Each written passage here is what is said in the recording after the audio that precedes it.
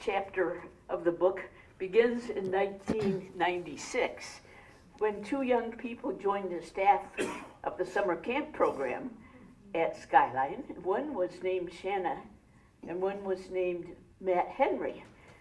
Matt Henry was coming from Australia, which is something that has added interest to Skyline staff over the years, to have some international staff members. Well, they met, they found they rather liked each other, and that resulted in a wedding 2 years later. They were married in 1998. We're very glad that that happened. Me too. Now, Matt became youth director of First Presbyterian Church of Birmingham, and Shana became a youth advisor after they were married. And they had two daughters, one of whom was baptized here at church. Over the years, they had nice programs for young people. I'm thinking maybe we have some people here whose youngsters benefited from being in those programs. Well, oh good, there's a hand. Yep, good. The opening came for director of Skyline, and Matt applied and was selected to be the director. And Shana was very much involved at all times as a program director. Over the years, they've provided wonderful programs for kids. I know some of us have been there to see the programs. We've heard about the programs. If you were really lucky, you got to see Shana in action with the children in the programs. It was always a pleasure to see her nice manner, and the kids respond to her very nicely, as I think you'll sense as she's presenting in a few minutes. There's one other person I'd like to acknowledge that has been such an important part of Skyline all these years, and it's Kay Huberty. Kay, wave at people. Kay and Al have just been wonderful supporters of Skyline with ideas they put into action. They got a Conestoga wagon to be part of the activities at Skyline, and always were there for women's retreats and other special programs. And serving on the board of directors, they both brought fine ideas forward for incorporating in the Skyline. So Kay, you deserve a lot of credit for everything people are hearing this afternoon. Mm-hmm. Also, donor relations have been important in their activities. Kay brings everybody she knows into the Skyline realm, and it sometimes produces some very nice results. Well, I won't take any more of your time. I'll turn it over to Shana at this point, and Shana, it's all yours. Okay, thank you, Diane. Thank you so much. All right, well, thanks everybody for having me. Thank you for that beautiful introduction, Diane. I do feel humbled to be in your midst. There's a lot of people in this room that made Skyline exist. And yes, Skyline was begun in 1964 by this church. And a lot of the people that were here in the 60s may not be in this room right now. But a camp doesn't stay a camp for 62 years without some hard work. And the predominant amount of work came from this place. And I like seeing that up there in big letters, founded by First Presbyterian Church of Birmingham in 1964, because it was. And so I want to spend our time today telling you what I know, but also humbly saying, I wasn't born in 1964 and I wasn't here. And that, generally, when I think of Skyline history, I think of all I don't know and all I do want to know. About 1 year, or I think it was a year ago, we did something in this very room in March, and celebrated that successful 60 years for Skyline, and that was an incredible event as well. And it kind of being able to prepare for that event helped me to realize how much I need to know. There's not time to hear all the stories, but there's stories out there all over the United States about Skyline and its impact on young people and adults, and people who are learning how to work, how to be, how to grow, how to understand themselves and nature. But it only exists because this church made it happen, and pushed through some hard times and some fun times. So while we're looking at a few of the millions of pictures there are of life at Skyline in the last 62 years, I'll not show you anywhere near what some of you might actually already know. But I do want to use this time, I know as much as some people hate audience participation, there are going to be times where I look to you for an answer. And I'm going to I might have to come near you so that, because I'm mic'd, so that your answer can be heard. So if you could, as people ask questions, if you could repeat them, yeah. that would be really helpful. I know, and I will, and I know someone's going to raise their hand and tell me to do it if I don't. Because we're very campy. I love to be directed, so feel free to direct me. But yeah, I think without further ado, I'll be leading a song as well, guys. So prepare yourself for the Skyline song eventually. Don't have to sing, but I brought the guitar. Okay, so starting off here, I wanted to show a picture of building done by young people and adults of this church. That is Building Focus. I think that's Building Focus Hall. And that's incredible when you think about it. There was a wonderful woman named Annette who in 1964 did donate a significant amount of money with the intention that this camp was bought to serve children, but specifically children in need. So that's, putting the money down for something is one thing. Doing the work is another. And so it's so nice to look at these photos. I only have a couple, but just to see people in their teens doing this with their families. So yes, the members of the First Presbyterian Church of Birmingham accepted the gift, multiplied it. Volunteers and donors laid the foundation for the camp to grow and thrive over the next 6 decades, and we've done that. After our March gathering last year, I got a few more names as to who worked on this, and I found that the stained glass cross in the original Focus building was made by George and Doug Davidson.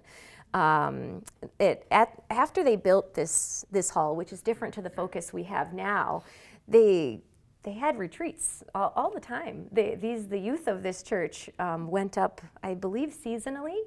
And they even made, I hear yes, yeah, okay. Can you? Part of that focus group, yes. You were one of the young people doing this? No, not that, but we enjoyed The retreats. Yeah. So you were at Skyline retreats, okay. You were too, oh, wonderful.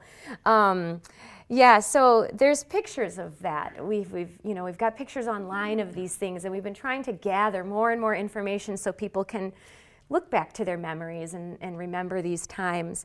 But yeah, I heard that they would get up to 100 people at these retreats, quite big. And this building, they would sleep over in it. Do you remember sleeping in the original Focus Hall? Did you sleep there? Like just on the floor or in bunks? Okay, in the cabins and in the bunks, yeah.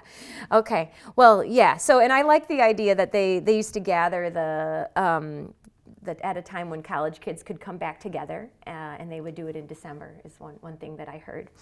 I'm gonna, let's see, skip to the next slide, and I think, Diane, you wanted to say a little bit about this time, so why don't you come on up and take my spot? Yeah. Yeah, there you go.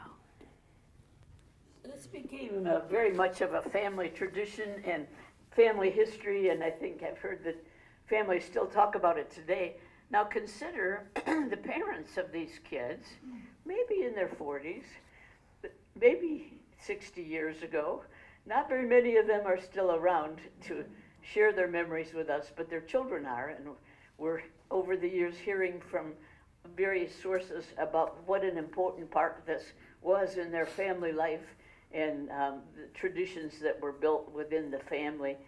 Lots of fun times, lots of people feeling that they were doing something really worthwhile with their families, and that was a very nice memory for them to carry with them. Yeah, thank you, Diane.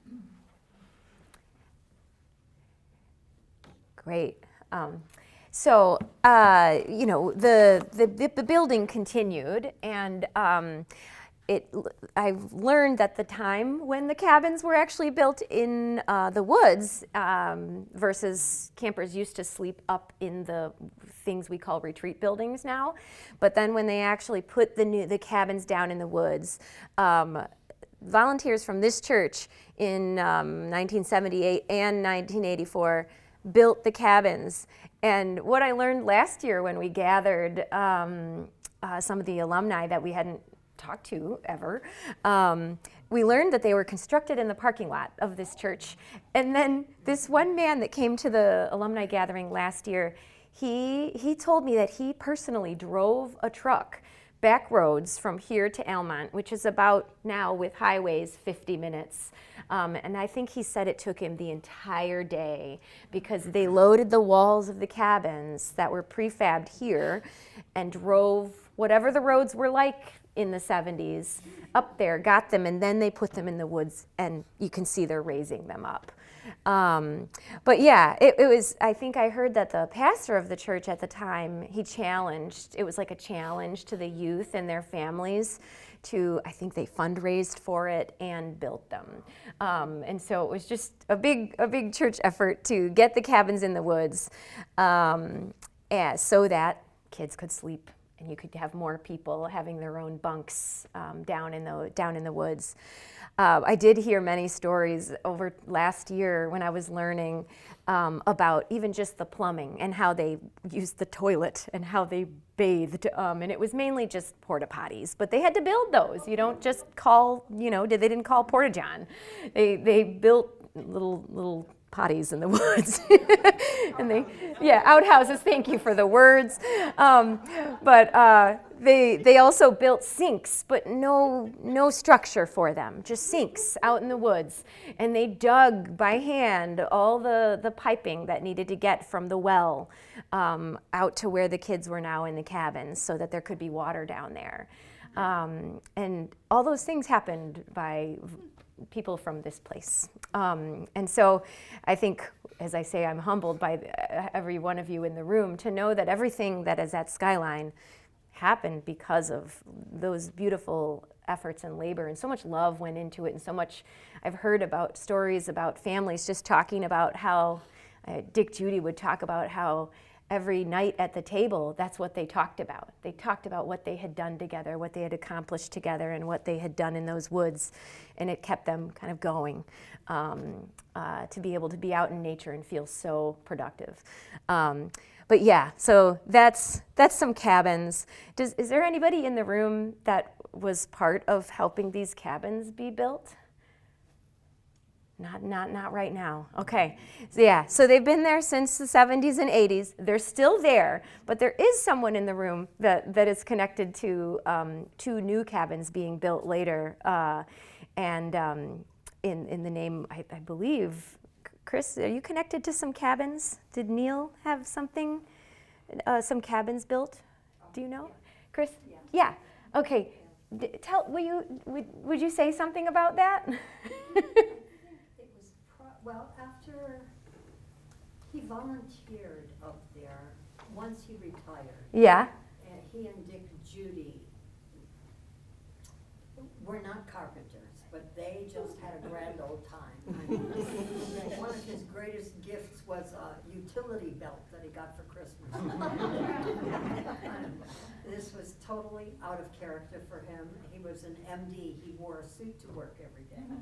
So working out there was great fun. But there is a cabin there. Once he passed away, a lot of the money that was donated went towards the cabin, and his name is on a plaque.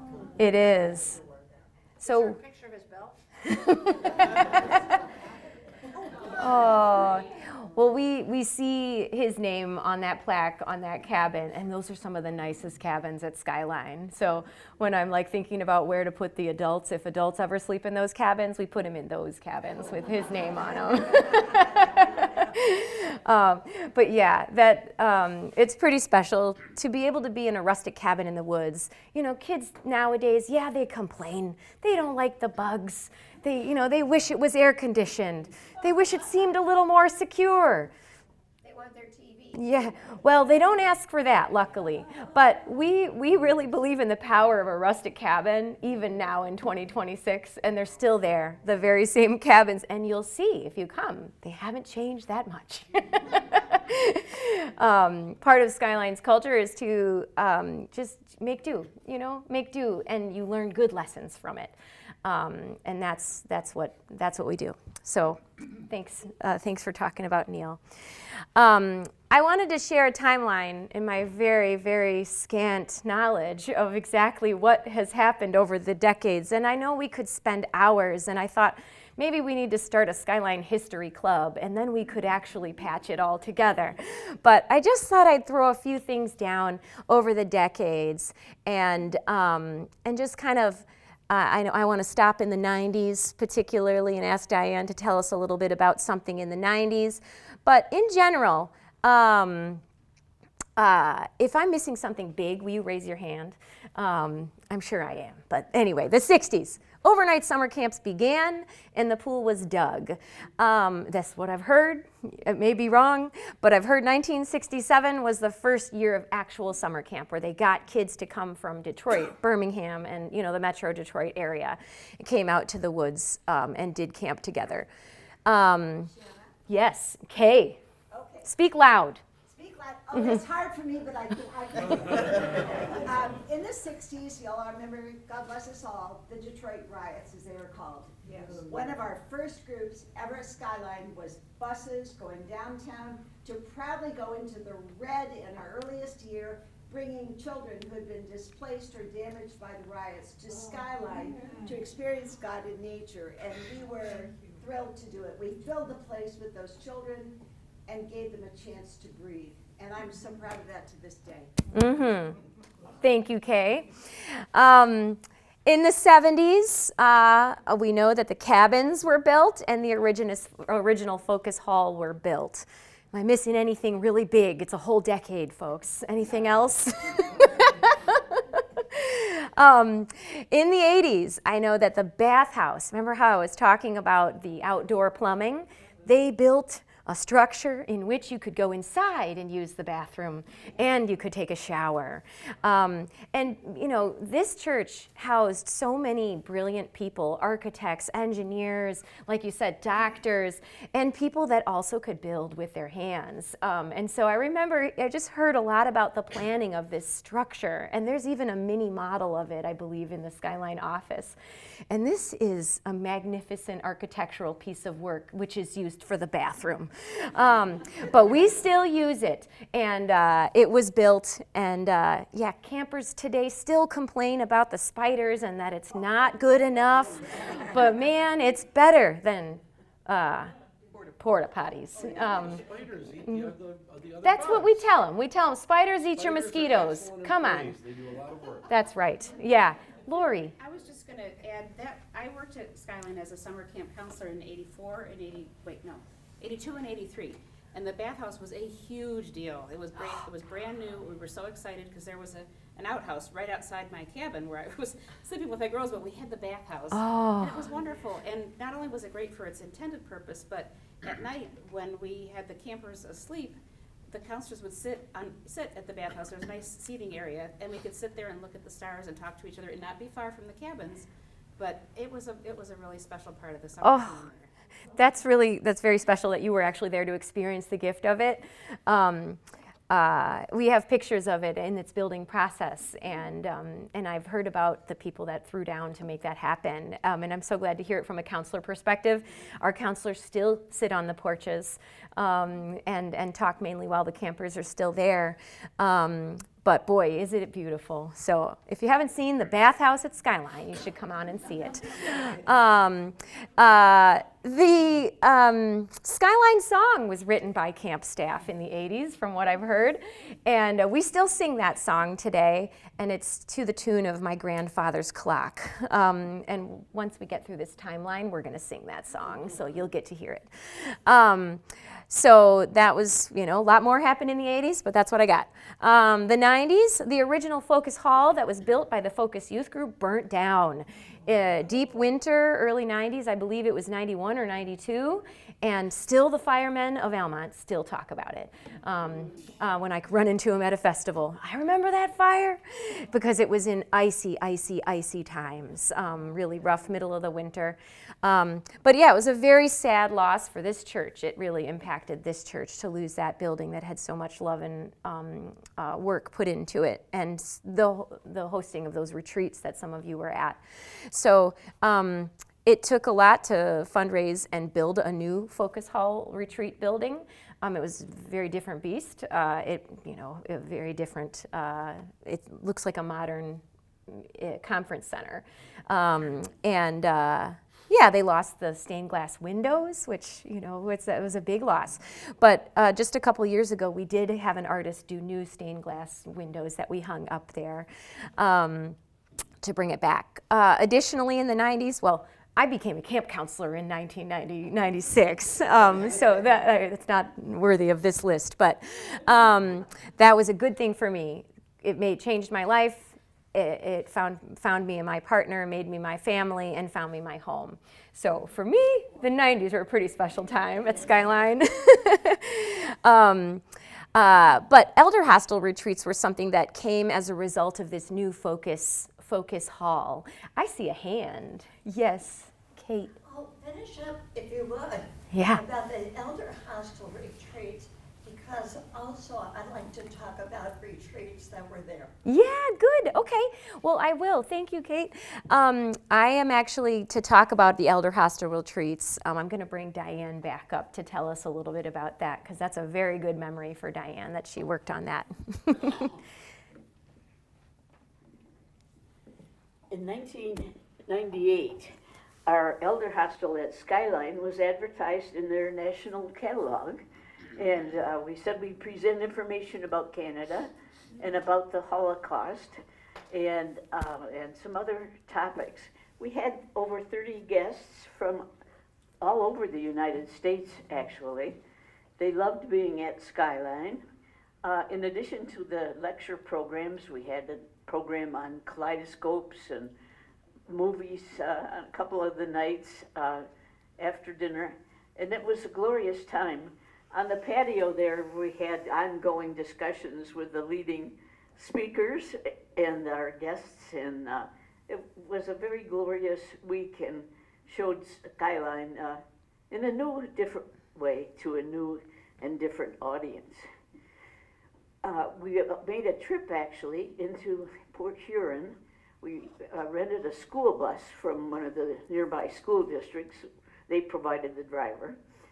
We went to the Fort Gratiot Lighthouse in Port Huron. One of our guests happened to be blind with a leader dog, and she was so excited about getting to the top of the lighthouse. And of course, we weren't going to say, no, you can't do that. She got to the top of the lighthouse, heard about it, started to come down. Her dog refused to lead her down the steps of the lighthouse. It ended up with the lighthouse keeper carrying her dog down the stairs. Other guests helped her down the stairs. Well, the stairs were made of strips of steel, and you could see through them down in. The thought was the dog couldn't tolerate that possibility. We did go across the bridge and over into Canada for a lovely picnic prepared by the Skyline chef. And I learned something there that I'll pass along to you that I have had fun with ever since. If you position your house, your hand just a certain way, it could look like you were holding the lighthouse. And one set of guests did that, and then most of the other people did it too. It was probably about 6 miles away, tiny at the time, but here people were proudly standing there supporting the lighthouse. So that was a memorable little aspect of the day.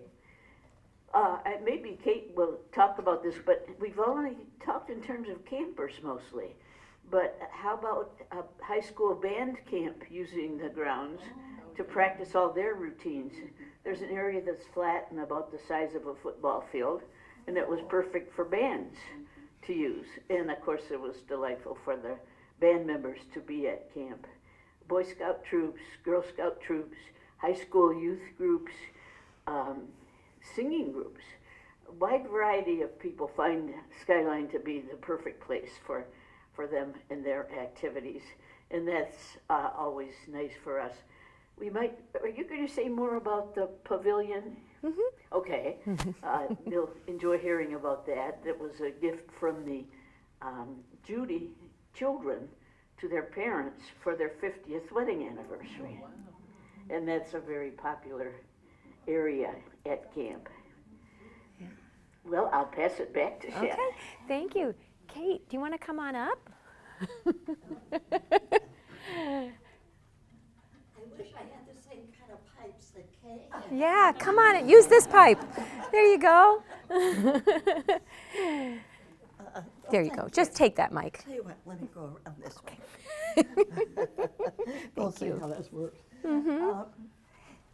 Also, some fun things that were going on in the 1990s throughout our denomination was an interest in the holy area of spiritual formation. This was something that was brand new. Actually, the phrase itself had not even appeared in our General Assembly until 1991. Well, it just so happened that they were looking to establish different spiritual formation centers and satellites around the United States. And I was very interested in this. And so the head of the General Assembly of the Spiritual Formation Group came and initiated one of the first retreats that focused on just taking some time, taking a deep breath, loving being in nature and with one another, and feeling closer to God.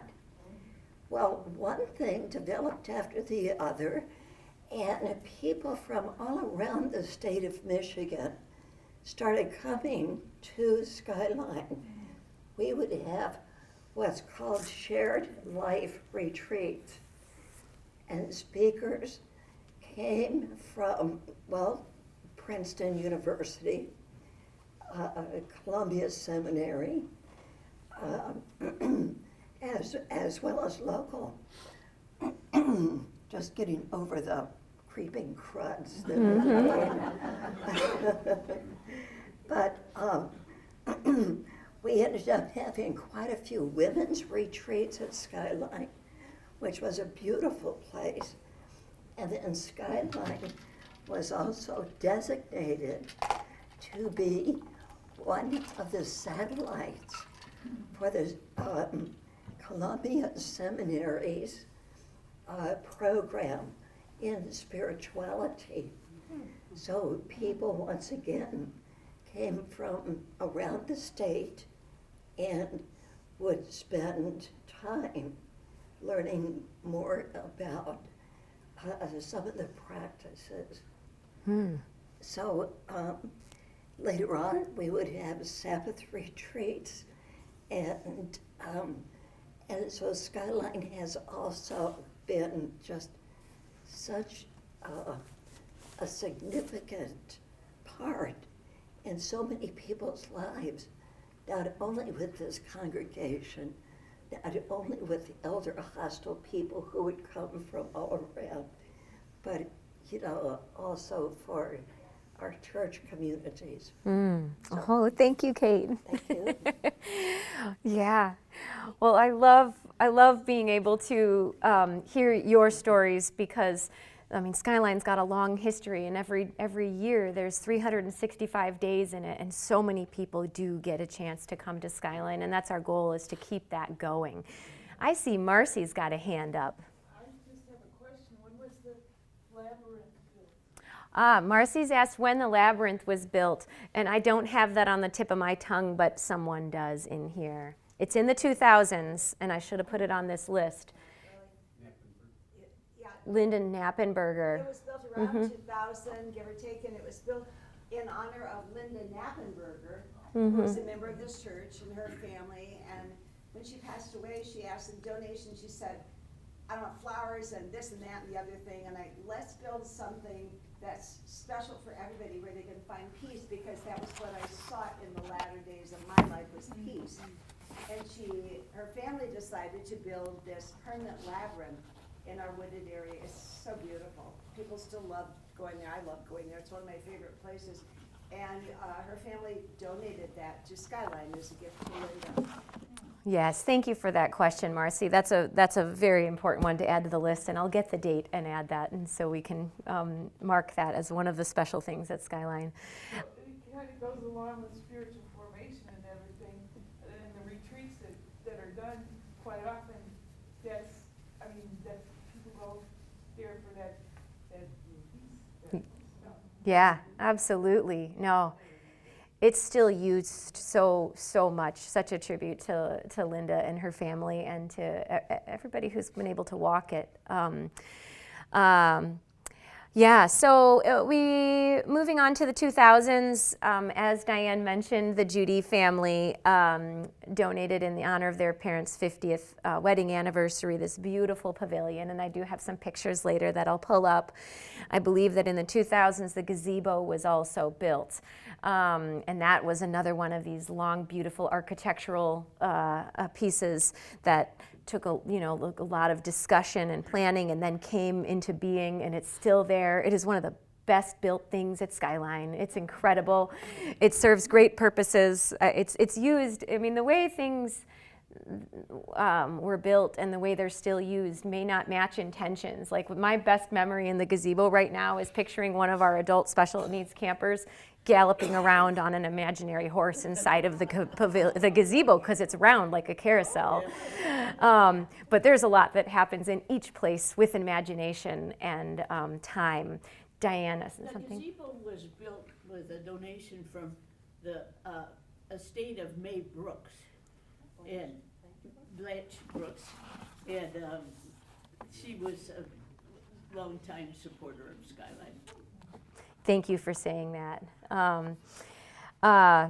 Yeah, the gazebo is a lovely gift. We've had people get married in there, and just a lot of different things. We use it for an undercover shelter as well when we need to hide from the rain. People use it for Bible studies, on retreats, and for meditation. Many good things that we can do there. There were a few new cabins built in the 2000s. I believe that's when the cabins that in honor of Neil were built. And then Skyline became a nonprofit in the 2000s. So that gave Skyline a different new life, and it's working. That Skyline's a nonprofit. We're grateful that was happened when it did, and that Skyline can continue on as a nonprofit and still be here. In the 2010s, there was a pond pavilion built, so another space that we can hide from the rain when we're out exposed in the weather. That was built by an Eagle Scout project, a very generous family from this church. 4 boys all did their Eagle Scout projects through us, and I'll say that was not the first Eagle Scout projects. Eagle Scout projects have been happening through this church since the 60s. There's so many men that I've gotten to talk to about their Eagle Scout projects.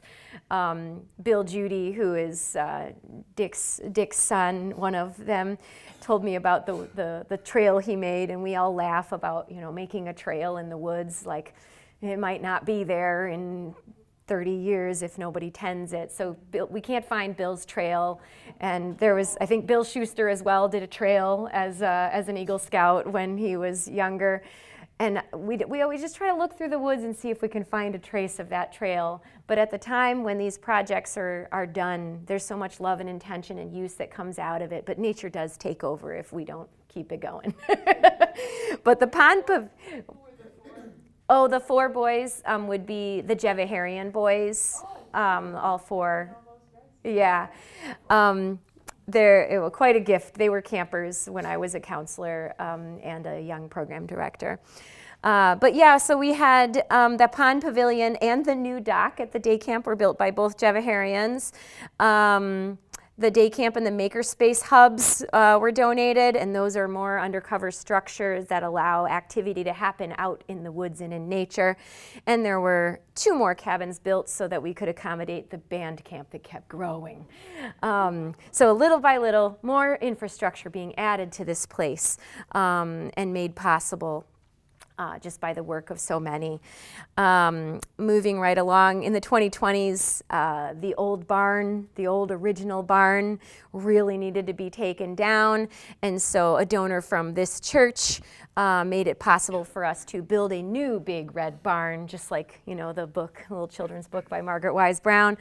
And so now we have a lovely barn that can house all the maintenance equipment that we need to house. The pool was just refurbished in the last few years. If you missed us talking about it, I don't know how, but we did it by the strength and love of the community, and many people from this church made that help happen, and camps are still happening. So that's my reductionist timeline of Skyline that we can add much more to. Now I'm gonna get my guitar out, guys. Okay, so if you don't know this song, that's okay. At camp, we believe that everybody can sing, and it doesn't matter what it sounds like. It's the love you put out when you do it. But with that, we also don't force anybody to do anything. So I'll get my guitar, and we're gonna sing along if you like. Okay, see if I can get all the right chords. High on a rise, you can reach to the skies where there's laughter and song all the time. With a spirit so strong that the glow never dies, a great woods camp skyline. From the hills to the pond to the winding open trails, from the fields to the tall majestic pines.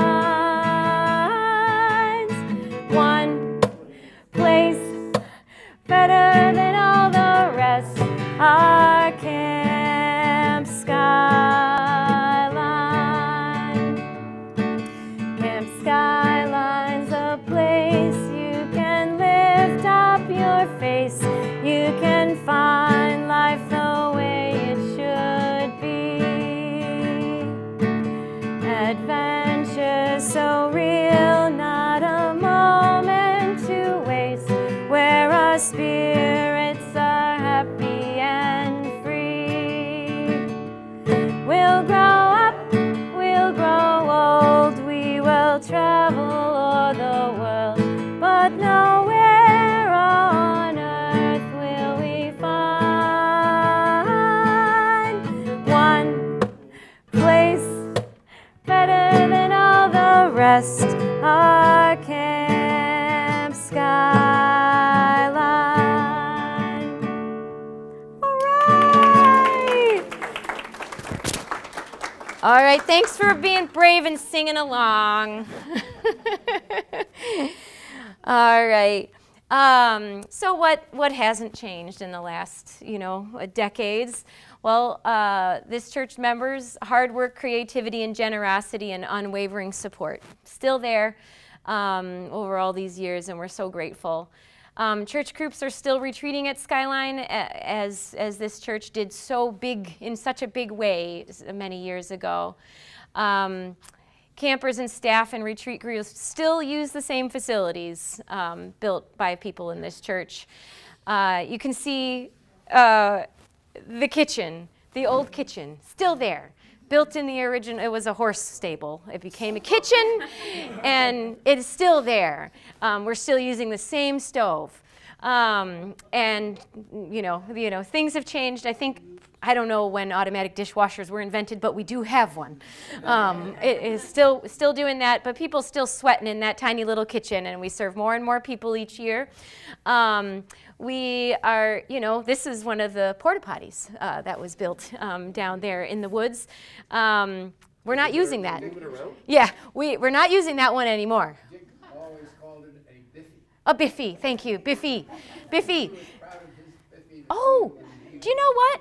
That biffy is still out at Wilderness, where the Conestoga wagon is. So yes, it's still be using mostly by raccoons. But we, the First Foundation that you all support in this beautiful church gives us grants every year for different things. And one of the funniest grants they gave us was to pay for some porta potties. And they gave, I believe this was a grant as well, this little golf cart that helps us transport stuff and people that can't get around up the hills. Connie? Yes. Do you have public plumbing now, or are they all outhouses that are still in use? That's a good question, Connie. We do have plumbing. But when winter comes, the pipes will freeze if we don't turn the water off. So in the majority of camp, those beautiful outhouses that this church helped to fund, we can still pee in the woods without using the trees. But there is indoor plumbing in the winterized buildings that we don't have to shut the water off on. Such a good question. Thanks, Connie. Yes. Tell us about that center upper picture. It looks like a table with some birds on it. Tell us It a little bit about is, that. Brett, and I'm so glad you asked that, mentioned that, because that's why I put the word creativity here. Members of this church are still doing very creative work here, and this is the work of Diane Burt, who's right there. Diane, you can also see painting behind it. You can't see the whole thing, but you'll see a little bit more later in another slide. Diane's done some incredible artwork, sometimes on her own and sometimes in community with other people and leading art projects. But this was one that Diane did to highlight the birds that can be seen at Skyline, some of them. And Diane did ask me to tell you what kind of birds we do still see at Skyline. And I thought I could tell you that there's been a resurgence of sandhill cranes. Back in the earlier times, they were more endangered. They're not endangered, as you'll probably know now, and you can hear them way up above us. But yeah, we see more sandhill cranes now. We do see, your normal birds, goldfinches, sparrows, dark-eyed juncos, cardinals, blue jays. Bluebirds are already back. We see a lot of bluebirds at camp, and Baltimore Orioles we do see quite commonly at the pond at a certain time of the year. A lot of goldfinches when the thistles come up. But we're very lucky to be able to see the birds we see, turkey vultures, red-tailed hawks, a lot going on there, crows, of course. Barn swallows. I just saw Diane's beautiful drawing of a barn swallow. And yep, even in the new barn, the barn swallows are already there. So, yeah. But yeah, thanks for asking that question. It's happening. All the creativity still happening. FPC members and First Foundation donations do make camp possible, and they keep us growing.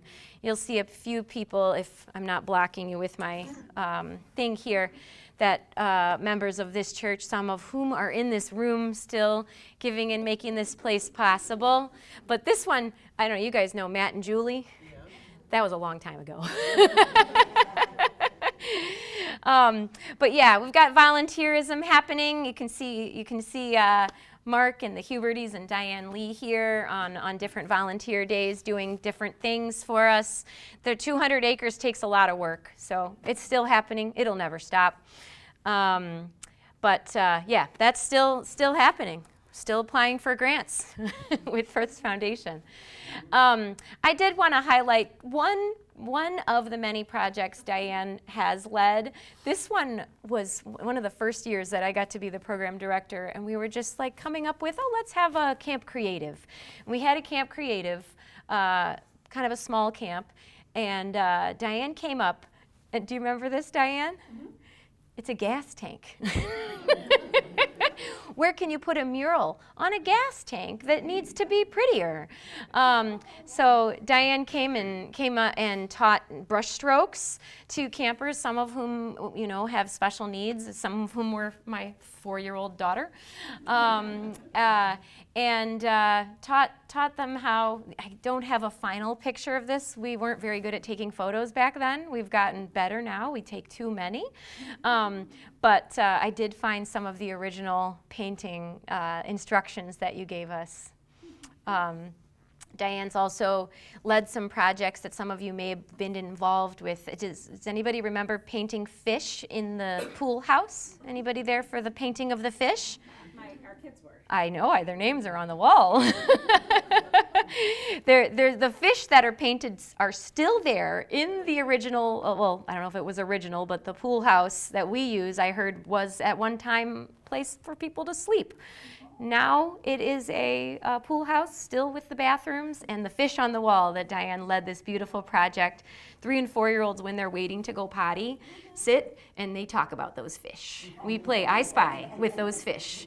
Still happening, and it doesn't seem like it needs a touch-up. It looks great. Yeah. Yes.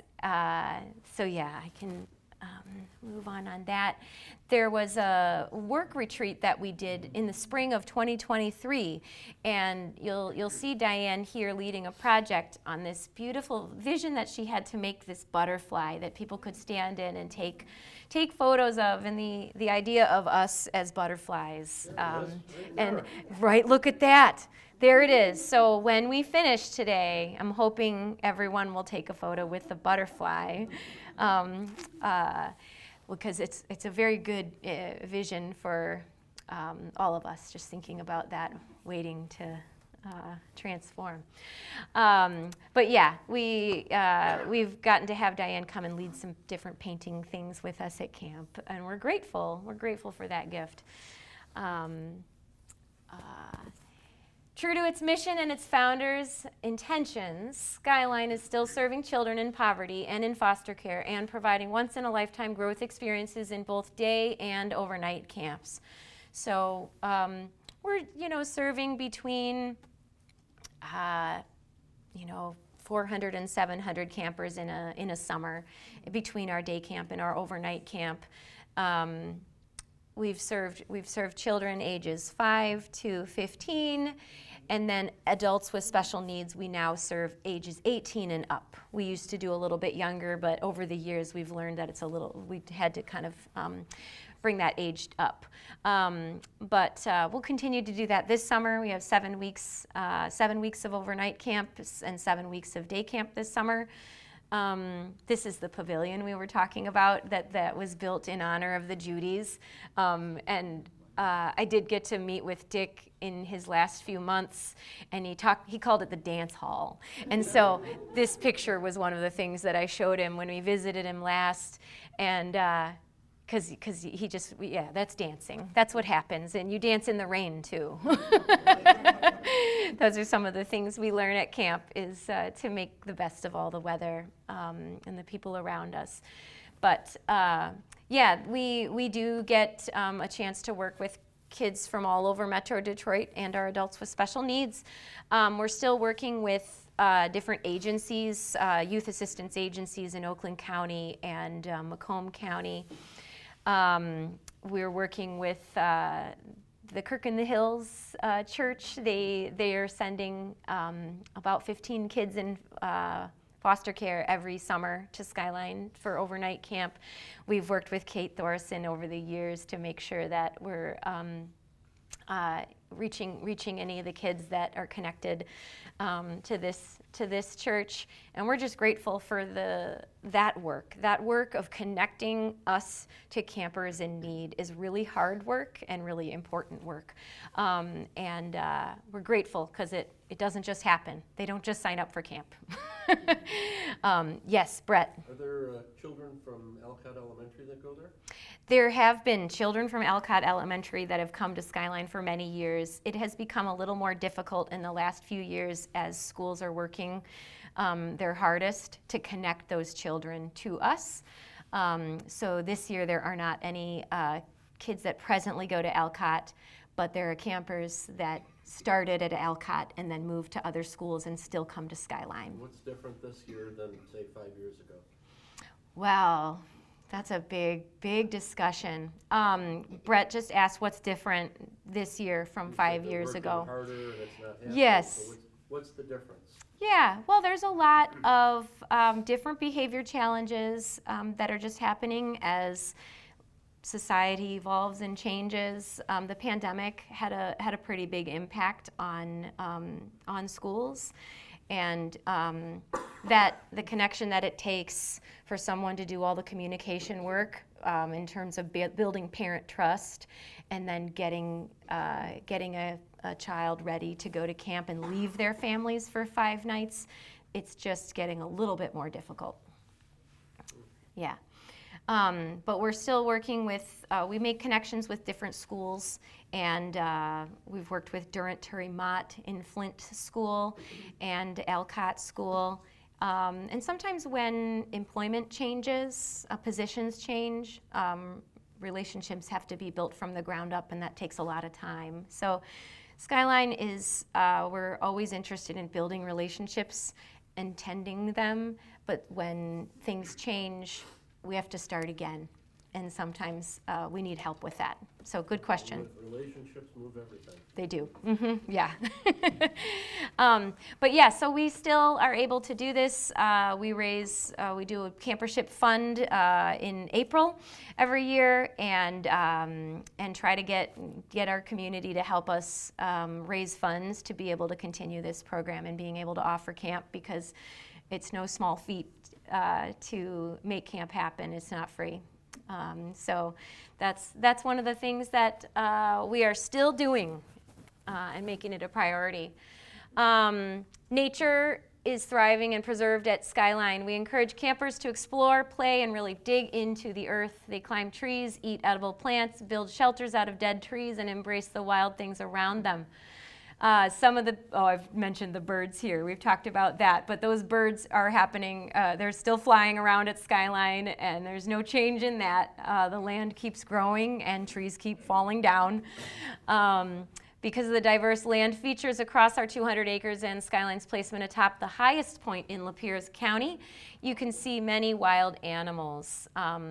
Some of you can probably name what we see in the trees. Well, those are kids. Those are kids in trees.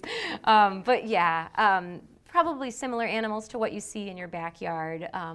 But at Skyline, sometimes it's a little harder to see them because they have more places to hide. But yeah, we still have a lot of wildness at Skyline, and for some children, it's the only time that they see a deer running across a field, and maybe the only time that they see a bug in their sleeping quarters. That's right, and to learn from, right? You know, it's always a learning opportunity. But yeah, we've got wild things, including farm animals. I know you all watched my thing about the bunny and the goats earlier, but we do grow chickens for their eggs. We don't eat the chickens. But a lot of campers do get to see their first egg in a chicken pen. And sometimes they hold up this egg and are trying to figure out how it got there. And so they might learn that an egg actually comes from a chicken while they're at camp. And they can hold the chicken, and we grow baby chicks every summer, and so they can hold a baby chicken, which is a little less frightening than an adult chicken. Chicken or the egg? I don't know.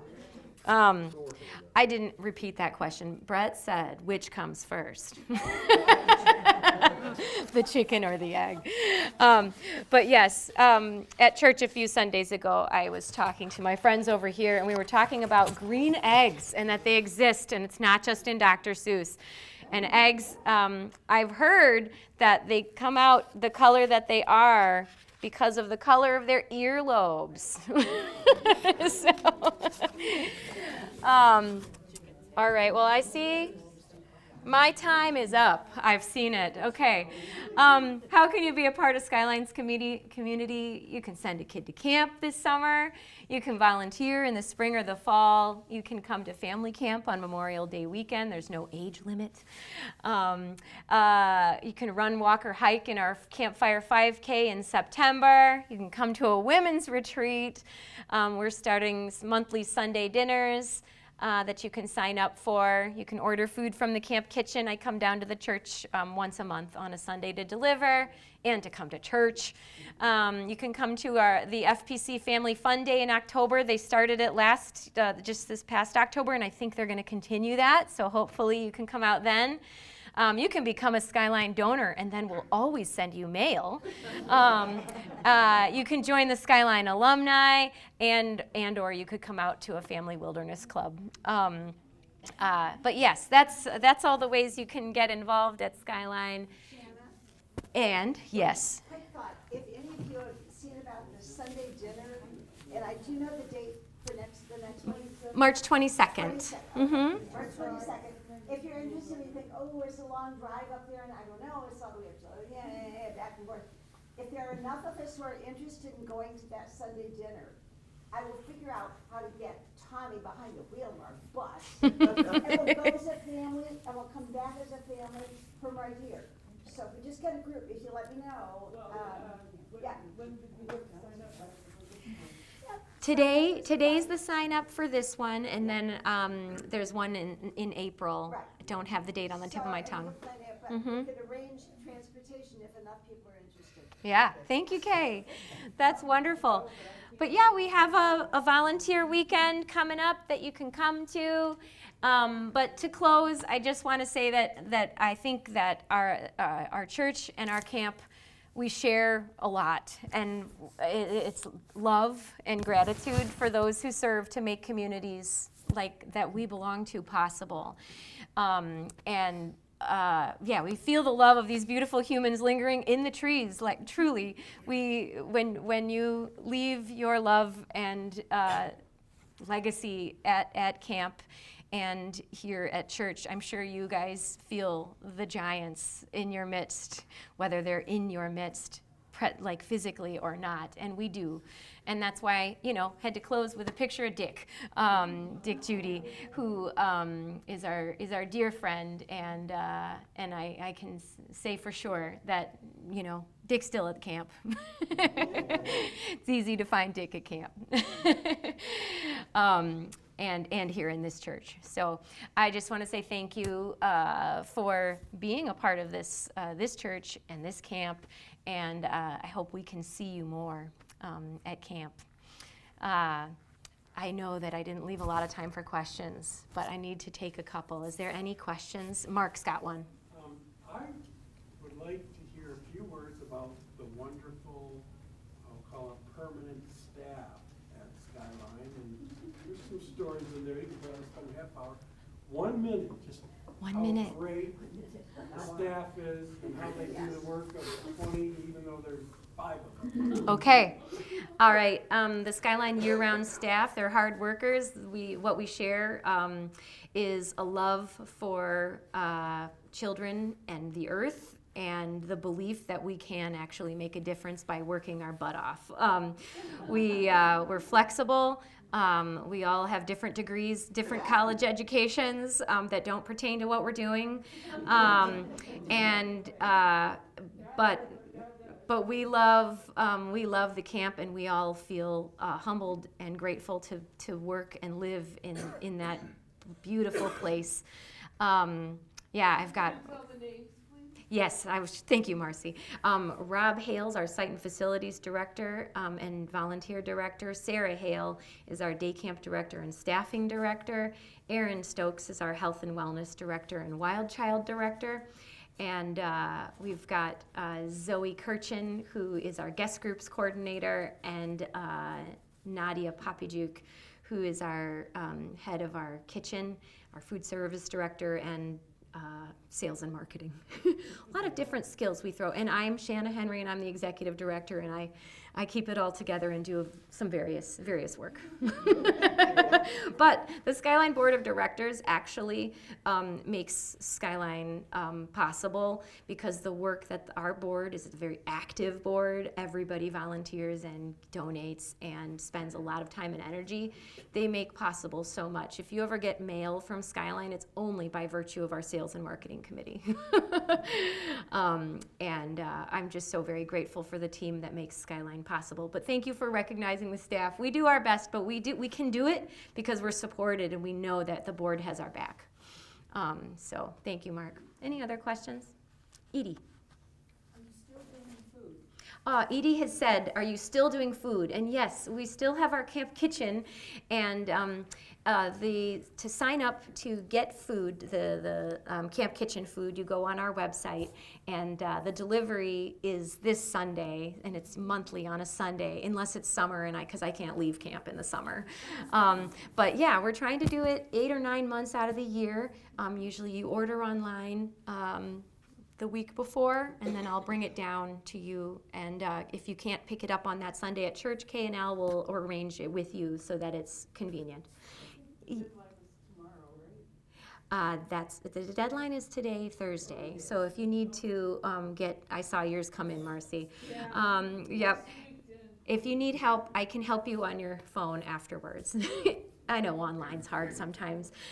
Thank you for that question, Edie. Yes, Valerie. I just want to say that it's always in First News as well about the Skyline meals, and there's a QR code that you can use to get to where you need to go to order your meal. So that's another way you can access it. Yeah, thank you. I forgot to mention our open house. We have an open house on May 3rd. It's Sunday.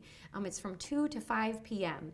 And it's a really good time to come out to Skyline. And Nadia's going to try to have camp kitchen food for sale right there. So if you don't want to manage and mess with that website, you want to come up, see camp, and take home some food, that's an okay way to do it as well.